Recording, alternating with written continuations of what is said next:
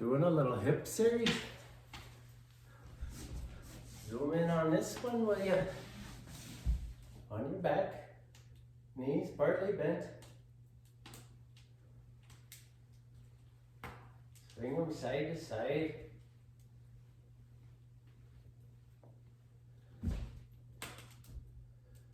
Swing them side to side.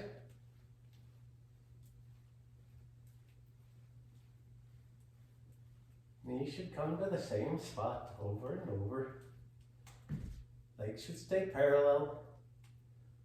Do it lots. We're adding the feet. Okay, tipping the feet with the knees.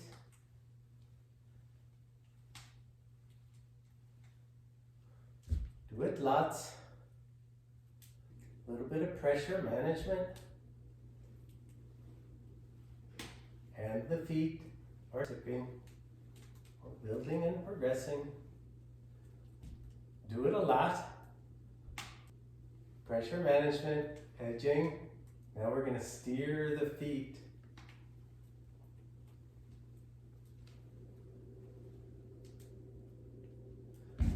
Do it a lot. Okay, did I say I was adding to the hip series?